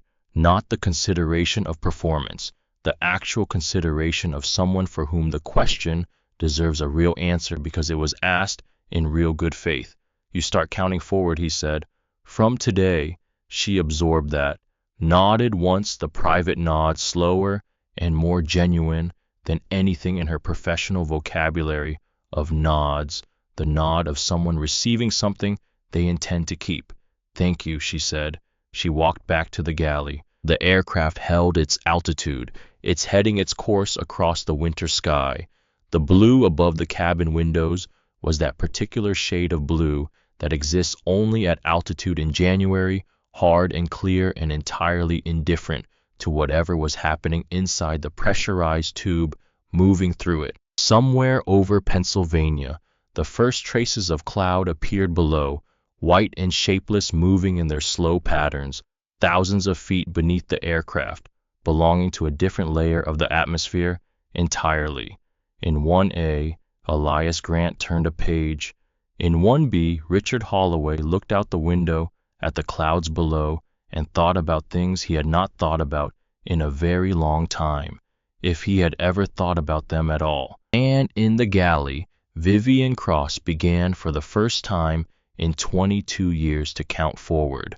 The intercom crackled. "Briggs, Vivian, can you come forward?" She set down what she was holding and walked to the cockpit door, knocked once, entered. Briggs was in the left seat. Dana Ferris was managing the instruments in the distributed, settled way of a co-pilot, in cruise present, but not pressed her attention available without being demanded. Briggs turned slightly toward Vivian as she entered. "Sit down for a second," he said. She sat in the observer's seat behind the center console. The cockpit spread before her the dense, purposeful world of instruments and displays that she had occupied perhaps a dozen times over the years for various reasons and had never entirely stopped finding remarkable. Everything here served a function. Everything here was accounted for. Nothing existed in this room that was not in some direct way load-bearing. "I want to talk about what happens next," Briggs said. "In terms of the flight, in terms of everything." He said it without drama because Briggs did not use drama. "You understand what the situation is, who he is."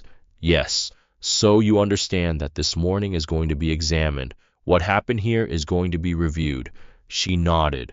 She had understood this from the moment she read the email on his phone in this room. The review was a certainty. The questions were only of scope and consequence. "What I want to know," Briggs said, turning fully toward her with the attention he gave to things that required his complete attention, "is what you want to do about it." She frowned slightly. "What do you mean?" "I mean that there's a difference between what happens to you and what you choose to do." He looked at her steadily. "The review will happen regardless. What you bring to it, that's yours to decide." A long pause. The aircraft hummed steadily around them, the engines a constant presence beneath everything. "I want to be honest," she said, "about all of it, even the parts that are hard to say, especially those." Briggs looked at her for a moment with the measuring quality he brought to assessments that mattered. Whatever he found, he appeared to find it sufficient. He nodded once. "Then go back out there," he said, "and be what you just told me you want to be." She stood, moved to the door. "Vivian." She turned. "He's not what I expected either," Briggs said. "I want you to know that. I had the same email you would have had if the notification had gone to cabin crew as well as operational staff. I didn't read it carefully enough." He paused, choosing the next words with the care of someone who knows they matter. "We both made assumptions about what administrative emails from corporate look like. The difference is that mine didn't cost anyone anything. Yours did." She held that. "I know," she said. "I'm not saying it to make you feel better," he said. "I'm saying it because it's true, and because the truth of it belongs to both of us, not just to you." She looked at him for a moment. This man she had flown with a dozen times over the years in this cockpit on routes like this one. She had always respected him as a pilot. She respected him differently now. She went back out. The cabin held its mid-flight quiet, the long suspended middle of a long flight when the service is complete and the descent hasn't begun and the aircraft simply carries its passengers through the sky with the patient, enormous indifference of a system that does not require anyone's acknowledgement to function. People had settled into their private arrangements. The woman in the gray blazer, asleep again, her blanket pulled to her chin. The young man across the aisle, with headphones now in, his phone finally serving a purpose. The other passengers distributed through the cabin in their varying states of transit. Vivian walked to row 1 and stopped. Elias was reading. He looked up when she arrived with the unhurried pace of someone who decides when to look up, rather than simply reacting to presence. "Captain Briggs told me something," she said. She had decided not to frame it carefully. "He said that he received the same notification I would have received, and he didn't read it carefully either. He wanted me to know that." Elias waited. "I don't say that to distribute the responsibility," she continued.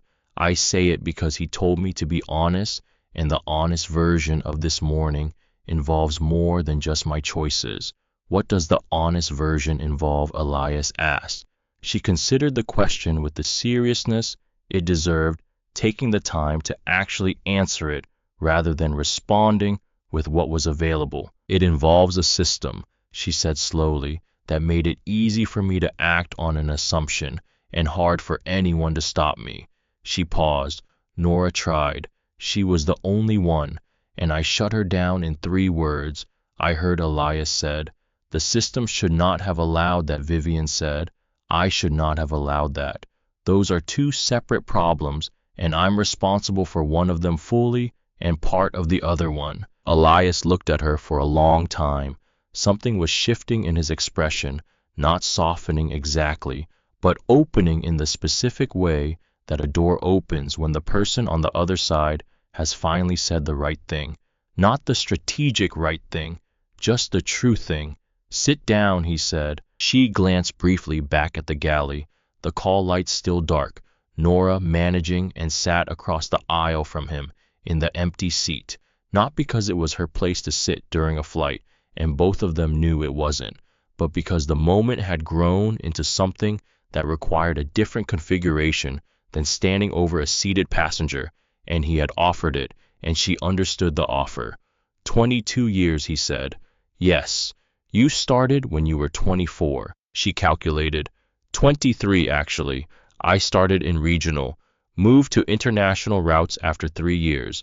At 23, he said, what did they teach you about reading people? She thought about it. The training had been long ago, but the principles of it had remained in her, in the way things learned. Young remained not as conscious memory, but as operating assumption, the invisible grammar of how you move through the world. They taught us to identify behavioral cues, she said, patterns that indicated potential disruption or distress, to make assessments quickly and act on them decisively, to trust your instincts. Yes, and did anyone, he said carefully, teach you to question your instincts, to ask what the instinct was built on? The question sat in the space between them. She thought about it honestly, with the kind of honesty she had been working towards since the cockpit. She thought about the training modules and the scenario exercises and the debrief sessions. She thought about 22 years of institutional knowledge, absorbed and refined and passed on, including to people like Nora, who had learned some of what they knew from exactly the kind of instruction Vivian had provided. No, she said, they didn't. That's not an excuse, Elias said. It's a condition. What's the difference? An excuse removes responsibility, he said. A condition explains how the responsibility was shaped. He looked at her. You're responsible for what you did this morning. The system is responsible for making it easier than it should have been. Both things are true at the same time. She absorbed this with the care of someone receiving something they know they will need to think about for longer than this conversation allows. It was more nuanced than she had expected, more generous than she perhaps deserved, but she understood that he was not offering it as a gift. He was offering it as a map, pointing towards something larger than her individual failure, and the something larger was what he was actually interested in. What are you going to do? She asked. She meant it broadly about the airline, about the review, about what the morning would become in the formal record of things. I'm going to change something, he said simply. Not you. The system that produced what happened to me on this flight. She looked at him.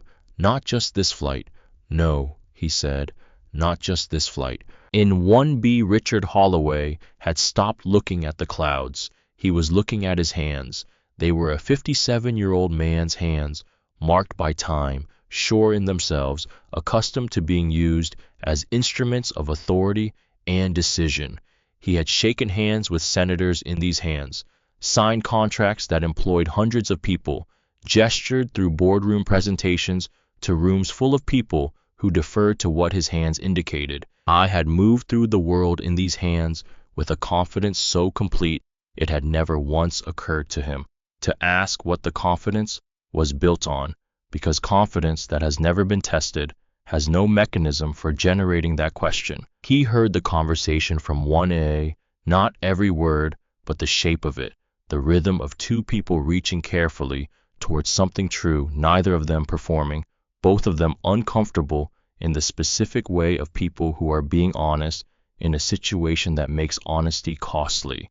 He leaned forward slightly. Mr. Grant, he said. Elias looked at him. Vivian glanced across. Richard's voice was not the voice it had been at the gate. That voice had been assembled from certainty and performance and the accumulated authority of 57 years of rooms that had reliably arranged themselves around him. This voice was smaller, Not weak, just smaller, reduced to something closer to its actual size, which turned out to be the size of a man who was genuinely uncertain for the first time in a very long time. I owe you an apology, he said. Elias waited. Not because of who you are, Richard said. He paused, making sure he had the sentence right before releasing it. I want to be clear about that. He paused again. I knew your ticket was right. I knew it when you asked me to show you my seat assignment, and I put my phone back in my pocket without showing you. The admission landed in the space between them without echo. I knew, he said again, the repetition of someone making something real through the act of saying it twice, making it impossible to take back, and I chose not to acknowledge it because acknowledging it would have required me to step back, and I don't do that. He looked directly at Elias with a directness that was new in him, unfiltered by the usual intermediating layer of his confidence. I don't step back. In rooms, on planes, in situations where I have more money, more familiarity, more of whatever the room is currently valuing, I don't step back. He paused. I've never had to ask myself why. And now, Elias said. Richard exhaled slowly, the exhale of a man releasing something he has been holding without realizing it was held. Now, I'm asking. The aircraft moved steadily through the sky.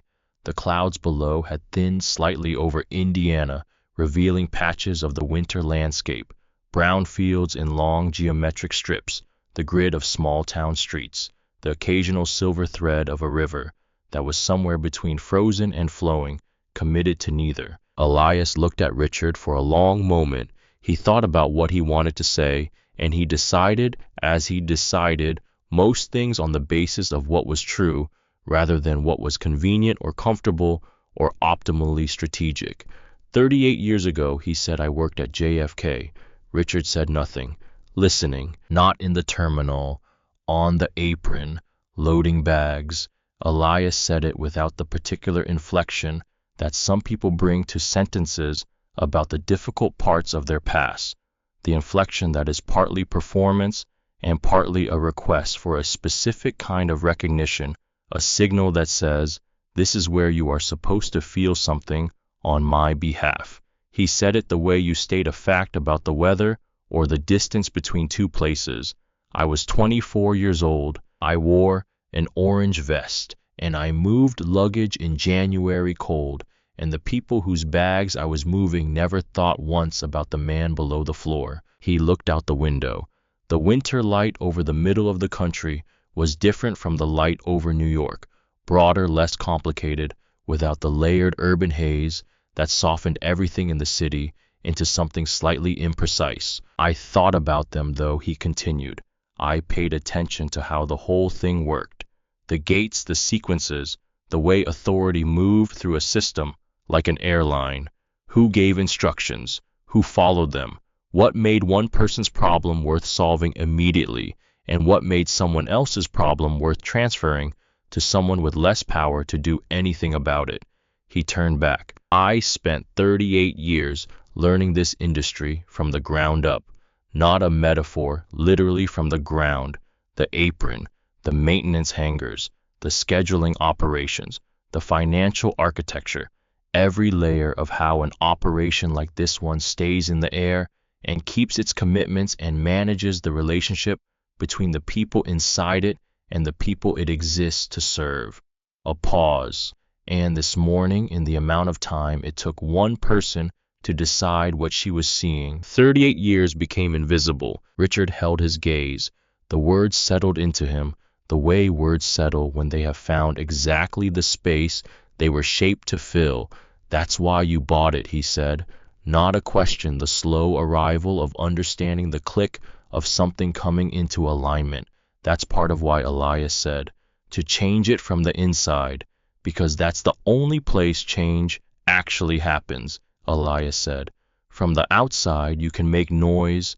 From the inside, you can make something different. Vivian had been listening from across the aisle. She felt the sentence land in her with a precision she hadn't anticipated. She thought about the inside, About 22 years of being on the inside of this cabin, this airline, this system, about what she had made different and what she had simply maintained and what she had, without knowing it, made worse, not through malice, but through the unchecked accumulation of assumptions that had never been asked to justify themselves. What does different look like, she asked. Elias considered. It looks like Nora speaking up, he said. And someone listening. Vivian nodded slowly. It looks like a question asked before a decision is made, he continued. It looks like a system that makes the question easy and the assumption hard instead of the other way around. He looked at both of them, Vivian across the aisle, Richard in 1B. It looks like people in the room being willing to say what they see when it costs them something to say it. He reached into his bag, not the folder, a different pocket one he had not opened since boarding. He removed a single sheet of paper and unfolded it on the tray table with the careful attention of someone handling something that already mattered before anyone else knew it mattered. It was a memorandum, clean and formal, bearing the letterhead of American Continental Airlines. The text was brief. It authorized the immediate initiation of a comprehensive review of implicit bias protocols across all cabin crew divisions to be completed within 90 days, with mandatory implementation of revised training standards prior to any crew member's next scheduled flight assignment following the review period. It named the HR division as lead, with operational oversight from senior cabin leadership. At the bottom, a signature line. He picked up his pen, signed it, not with flourish, with the same economy he brought to everything, the movement of a person for whom the signature is simply the last step in a decision that was made long before the pen touched the paper. He folded the document carefully, set it on the tray table. This will go to HR and training when we land, he said. It's not punitive. He looked at Vivian directly. No one is being dismissed. No one is being put on record for this morning in a way that ends their career. A pause. What is happening is that the conditions that produced this morning will not be left unchanged. Vivian looked at the folded paper. She felt something she could not immediately name, not relief, because relief implied the removal of a threat, and what she felt was more complex than that. Something closer to the particular experience of being seen clearly by someone who has every reason and every right to look away and has chosen instead to look. Thank you, she said, for the second time, but carrying something different from the first time, something heavier and more genuine, the gratitude of someone who understands they are receiving more than they arranged for. Don't thank me for this, he said. This isn't a kindness, it's a correction. Thank me by making the correction matter. She looked at him. I will. She meant it in a way she had not meant anything this morning, including the apologies, including the first thank you. This was the kind of meaning that comes from having understood something, not just from having said something. The intercom came on, not the automated system, not the departure announcement or the seatbelt chime. Briggs, his voice carrying the particular quality it had when something he was about to say mattered beyond the routine. Ladies and gentlemen, this is Captain Briggs. I'd like to take a moment to share something with you before we begin our descent. The cabin shifted. Not physically, the aircraft held its altitude, its heading, its steady westward progress through the winter sky. But the quality of the attention in the cabin changed the way attention changes when something breaks the expected pattern of a flight and people aren't sure yet whether the break is significant or trivial. This morning during boarding at JFK, a situation arose in the first-class cabin that was handled incorrectly. A passenger was asked to leave his assigned seat and was subsequently removed from the aircraft.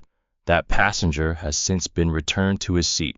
A brief pause, the kind Briggs used when what came next needed space around it. I want you to know that the passenger in question is Mr. Elias Grant, the majority owner of American Continental Airlines, effective as of last night. Silence, absolute silence, the kind that swallows sound rather than simply containing its absence. the kind that doesn't bounce back when something is thrown into it, but simply receives it and holds it. In 1B, Richard Holloway stopped breathing for a moment, then started again. The words had reached him, the way words reach you when they contain something that fundamentally alters the landscape they are landing in, not just adding to the existing picture, but changing what the existing picture was of. He had been recalibrating since the gate, working steadily toward a revised understanding of the morning. But this hearing it spoken aloud in Briggs's flat, authoritative voice to the full cabin. This was something different from the private reckoning he had been conducting in the relative privacy of 1B. This was the thing being named. His hand, which had been resting loosely on the armrest, tightened slightly, then loosened.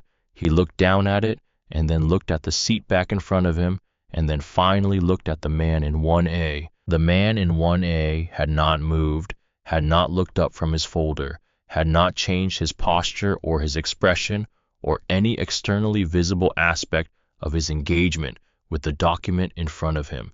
He simply continued to read with the same focused attention he had brought to it since boarding, as though the announcement had been about weather conditions over Nevada and was therefore noted but not relevant to his current occupation. That stillness in this moment was the most eloquent thing Richard Holloway had ever witnessed. The woman in the gray blazer had woken at Briggs's voice and was now fully alert, her blanket folded on her lap, her eyes moving between Elias's profile and the forward cabin with the particular attention of someone who has been asleep for the middle of a story and is now very carefully assembling what she has missed.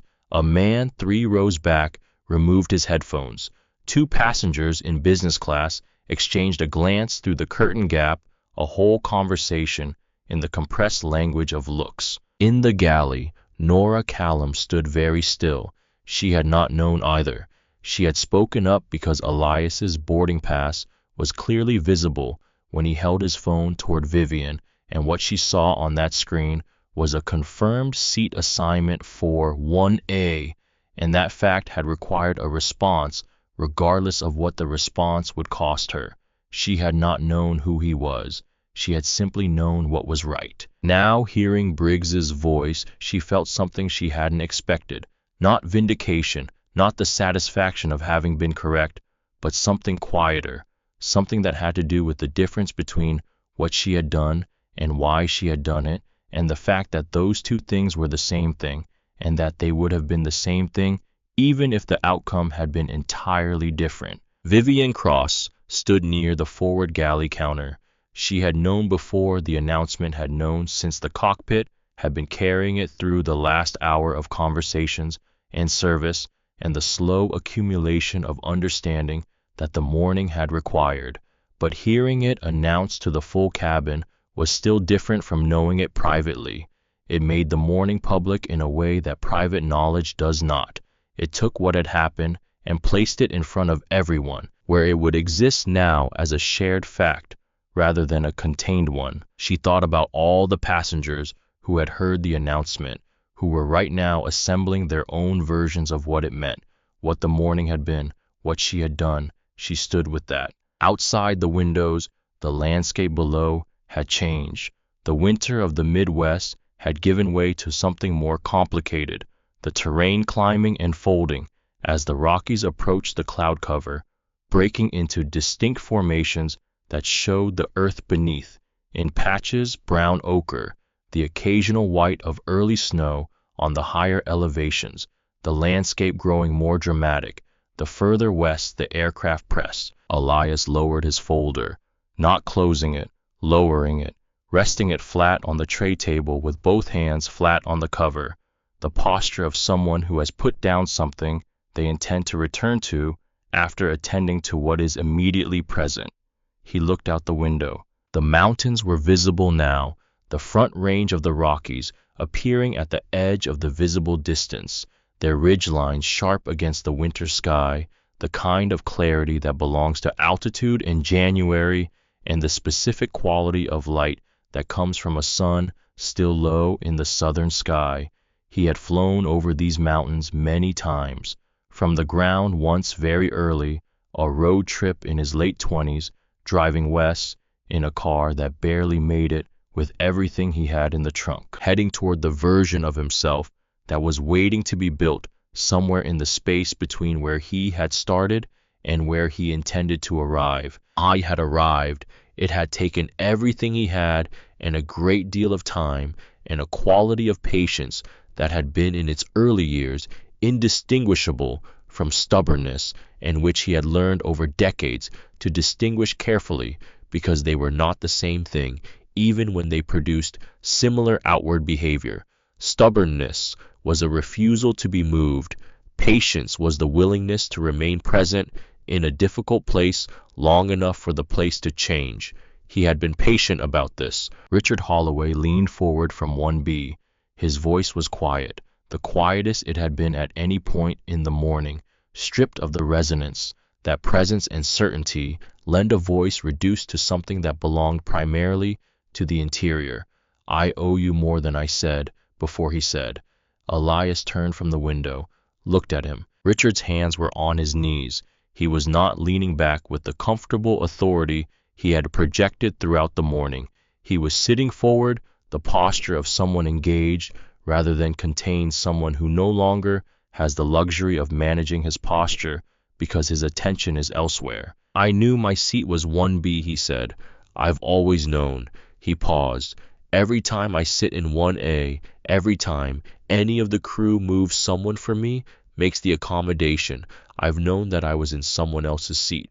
He looked at his hands. I told myself it was a perk, that I'd earned it, that the airline accommodated it because I was a valued customer, and valued customers get accommodated. Elias waited. But that's not what it was, Richard said. Or, that's not all it was. He looked up. What it actually was is that I never had to ask. The accommodation happened and I accepted it, and I never once asked who was on the other side of it, who moved, what they were told, what they thought about it. He stopped. Let the silence be what it was. And now you know one of them, Elias said. Richard held his gaze. Yes, he said. Now I know one of them. A long moment passed. The aircraft moved through a patch of mild turbulence, the light chop Briggs had mentioned over the Rockies, the aircraft shuddering gently in the thermals that rose from the mountain terrain, the kind of turbulence that is technically nothing but is felt in the chest regardless. Everyone in the cabin registered it. No one reacted. Elias looked at him. The kind of looking that has set down its own agenda and is simply taking in what is there. What will you do with it? He asked. Not rhetorically, as an actual question, the kind that expects an actual answer. Richard thought about it, not quickly, with the seriousness the question deserved and that the morning had by now earned from him. I'll stop accepting accommodations I haven't verified, he said. He paused. I'll start asking what's on the other side of them. That's a start, Elias said. I know it's not enough. No, Elias said. It's not.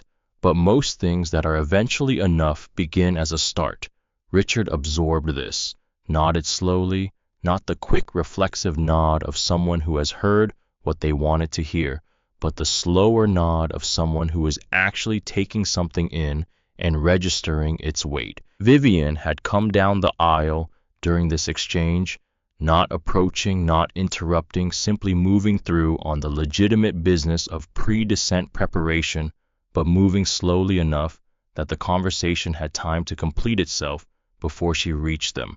She stopped at row 1 and at row 1B and performed the small pre-descent checks with the efficiency of 22 years, while also being genuinely present to what was happening around her rather than above it. Mr. Holloway, she said, seat upright for descent, please. Richard adjusted his seat. He looked at her briefly. She looked back. Something passed between them. Not warmth, not its opposite, but the specific recognition of two people who have both been part of something that morning that will not be easy to set down, and who both know it, and who are acknowledging that shared knowledge without requiring it to become a conversation. He looked away first. Vivian moved to row 1. Mr. Grant, she said, Then I went back into the cockpit after I spoke with you. He looked at her, waited. Captain Briggs told me that what happens next is partly mine to decide, she said. What I bring to the review, how I account for what I did. He waited. I've been thinking about what I want to say, she said, and I keep arriving at the same place. She paused, standing in the aisle, with the same careful, open posture she had found somewhere between the galley and his seat. I want to say what actually happened, not what I can defend, not what makes the smallest possible footprint. What actually happened. Elias looked at her. And what actually happened? I saw a man who didn't look the way I expected the passenger in 1A to look, she said, and instead of verifying what I was seeing, I acted on what I expected to see. She paused, and when someone tried to stop me, I used my authority to prevent the interruption. He held her gaze. And I've been doing some version of that, she said quietly, for a very long time. Not always this overtly, not always with stakes this visible, but some version of it, trusting an assessment that I didn't examine closely enough, acting on a pattern that I inherited rather than chose. Yes, for a long time. The words were said quietly, but they were said, and that was the thing that mattered. Not to him exactly, though, to him as well, to herself, to the account she was building of what the morning had actually been, the honest account, the one that would live in the part of her that didn't get to revise itself with better language or more manageable framing. Elias said, "What will you do with that account?" "I'll carry it," she said, "and I'll use it. Every time I make an assessment from now on, every time I think I'm reading a situation, I'll ask what the assessment is built on, where it came from, whether it's actually seeing or whether it's deciding and calling it seeing." He looked at her for a long moment, then said, "That's the work." She nodded. "I know it is." She paused. "And I know it doesn't fix what happened this morning." "No," he said, "it doesn't fix it. It's the beginning of not doing it again." Vivian stood for a moment longer. She had one more thing to say, and she had been working toward it for the better part of an hour, and this was the moment it needed to be said in. "The crew," she said, "after the review, I want to be part of changing what gets taught, not just acknowledging that something was wrong, actually building something different." Elias looked at her. "That's not your decision," he said. "That decision belongs to HR and training." "I know," she said, "but I wanted you to know that it's what I want, that my interest isn't in managing the aftermath, it's in the work." He held her gaze for the last measured moment of assessment, the look he had given her from the beginning, the look that took in what was actually there rather than what was being presented. Then he said, "When the review is complete, I want someone from this crew involved in building the new protocols." She waited. "Nora Callum," he said. A pause. She absorbed it. "She'll do it well," she said. "I know," he said. "That's why." A beat. "And you," he said, "if you do what you just told me you want to do, not performing it, doing it, there'll be a place in that work for you as well." She looked at him. She had not expected this. She had not come to him expecting anything other than to say what needed saying and accept what came from it. The fact that something other than consequence was being offered, that was not what she had been prepared for. She said, "Why? Because you're not what you did this morning," he said. "You're also what you've been doing for the last 3 hours." He paused. "And the second matters more than the first if the second is real." She held that. "I'll make sure it's real," she said. He nodded once. "Go get ready for descent." She went. The intercom came on again. Briggs, the routine descent announcement, now the one about Los Angeles and local time and ground temperature and the expected gate arrival, the machinery of the landing reasserting itself over the more complicated machinery of the morning. His voice was the same voice it always was for these announcements, measured, clear, reliable as the instruments he had been running for 26 years. But there was something underneath it, not in the words, in the quality of the attention with which they were delivered, as though the man making the announcement understood more fully than he had at the start of this flight what it meant to be responsible for what happened inside the machine he was flying. Nora came through for the final pre-landing check.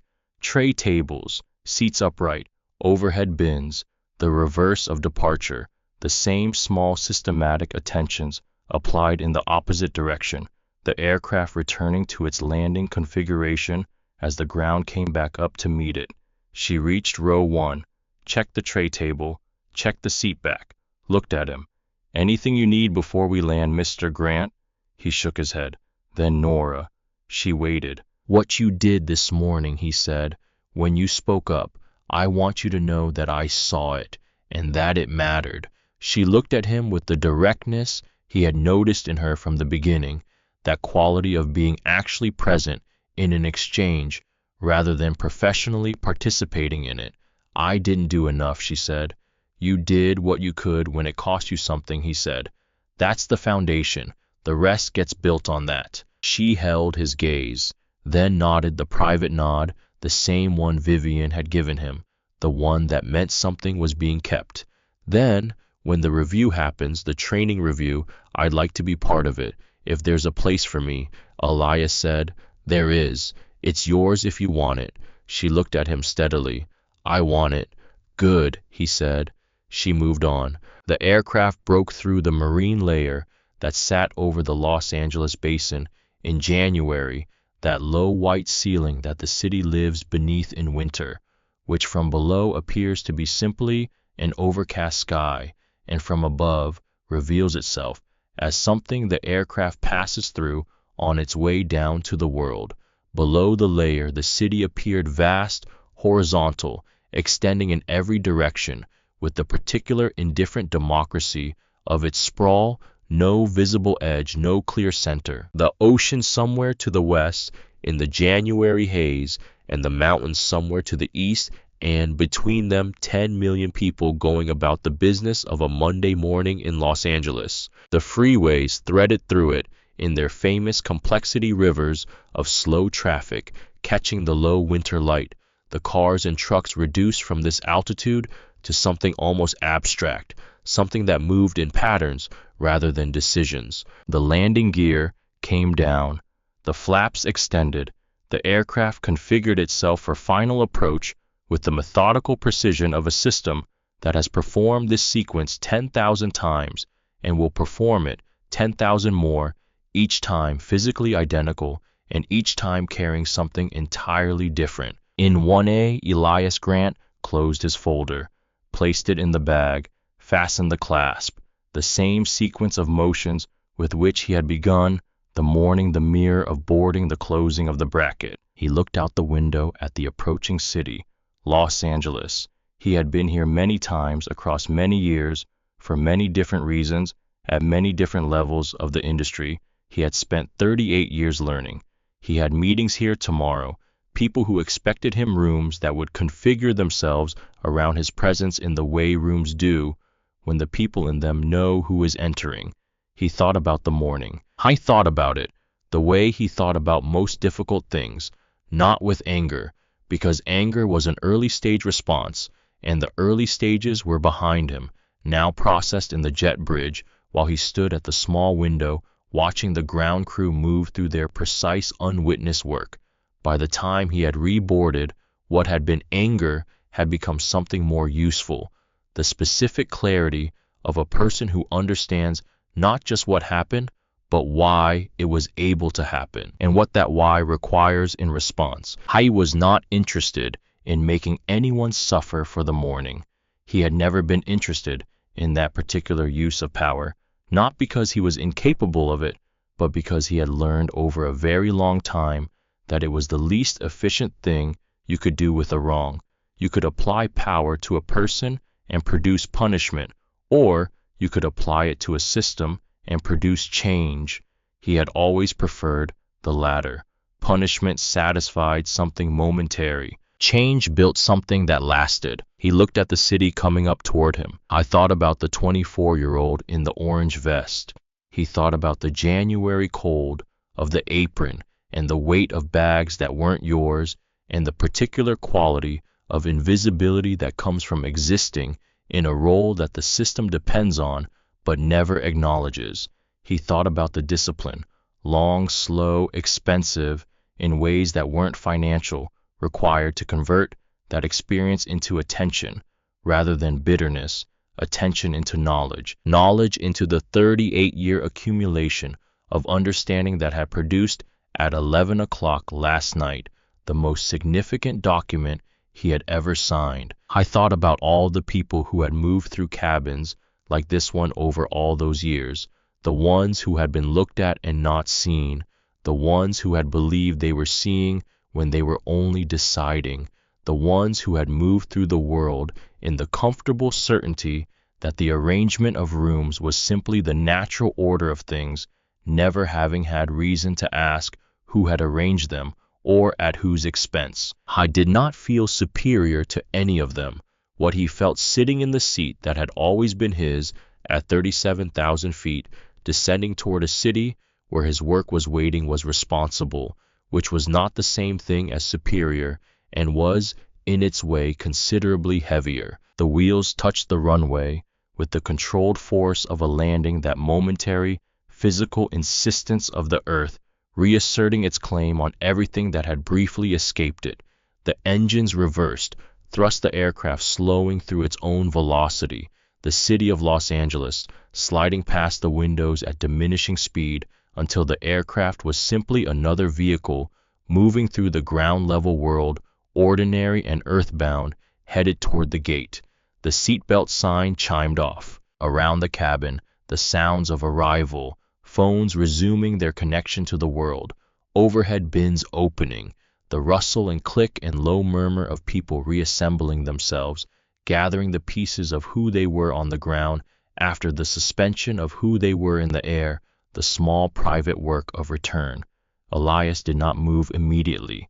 He sat in 1A with his bag on his lap and looked forward at the bulkhead and breathed once in and out, not dramatically, not as performance, just the breath of a man who has come to the end of something significant and knows it and is taking a moment to know it fully before he moves on to what comes next. Vivian appeared at the front of the cabin. She stood for a moment looking at her passengers, looking at the whole of what she was responsible for, which she was seeing differently now than she had seen it this morning, not managing, not assessing, not making the rapid calculations of category and status that had been for 22 years her primary way of reading a room, just seeing. Her eyes found Elias. I was already looking at her, had looked up at some point during her consideration of the cabin with the unhurried timing of someone who notices things without announcing the noticing. She held his gaze across the length of the cabin. No professional smile, no service industry warmth assemble for the moment, just the mutual acknowledgement of two people who have been through something real together, something that required things from both of them that their ordinary roles did not, and who have arrived at the other side of it, changed in ways that will take time and continued attention to fully understand. She nodded. Once. He nodded back. Richard Holloway stood up, retrieved his bag from the overhead bin, the motion more considered than the departure version of it had been, shrugged on his jacket, checked his phone with the automatic reflex of a man whose world lives inside it, but held the phone for a moment after checking it, looking at the screen before putting it back in his pocket. He paused at the end of his row bag in hand. He looked at Elias. "I fly this route twice a month," he said. His voice was quiet, stripped of everything it had come aboard wearing. "I know," Elias said. "It'll be different," Richard said. Not a promise extracted by guilt, not a performance for an audience, a statement of intent made to the person it was owed without any expectation of how it would be received, because the offering of it was not contingent on the reception. Elias looked at him. "Different is a start," he said. "Different in the same direction, sustained over time, is change." Richard held that, nodded once, then moved to the front of the aircraft and stepped into the jet bridge, his back straight, his pace measured, and did not look back, not because he was dismissing what was behind him, but because he was already attending to what was ahead. The cabin emptied in the gradual, imperfect way of cabins, At the end of long flights, the negotiated passage through the aisle, the careful maneuvers of people with bags, the small courtesies and small impatiences of people who are somewhere and want to be somewhere else. Nora stood near the door and said the things that are said at the end of flights.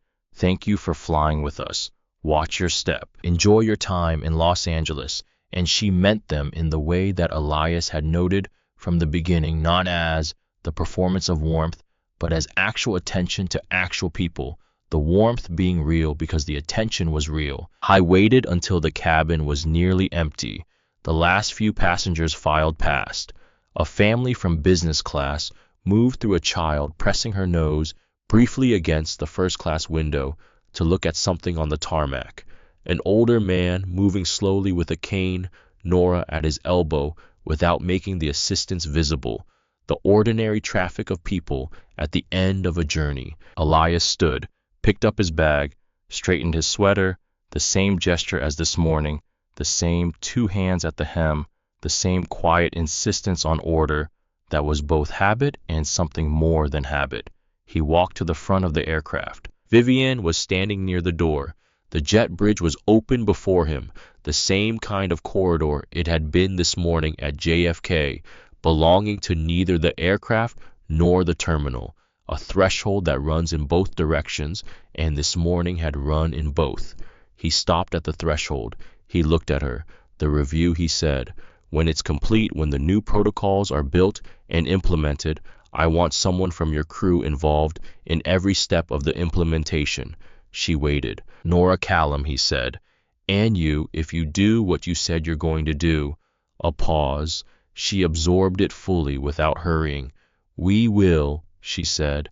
He looked at her for one more moment, then said, Take care of this aircraft, Ms. Cross. The phrase from this morning, the same words spoken at the same threshold by the same voice, but carrying now what they had always been intended to carry, not the parting word of a removed passenger, not a sentiment, not a reproach. The specific instruction of the person whose name was on the operating certificate, whose signature was on the acquisition documents, whose 38 years of accumulated understanding of this industry had produced among everything else. The clarity to know that the most important thing he could ask of the people who flew his aircraft was not performance or procedure, but something older and simpler and harder to train, genuine attention to the people inside it. Vivian Cross stood a little straighter, not with the rigid precision of her earlier posture, not the performance of authority, just the natural straightening of a person who has understood something and is ready to carry it. I will, she said. He stepped into the jet bridge and walked toward the terminal.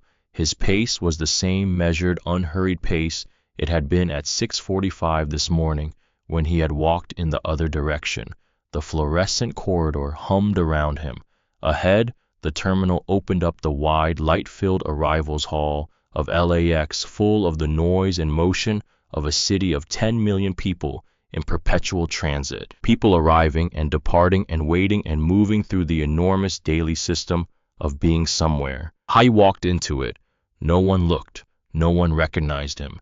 He was a man in a navy sweater with a black bag moving through an airport, the way people move through airports, with purpose, without announcement.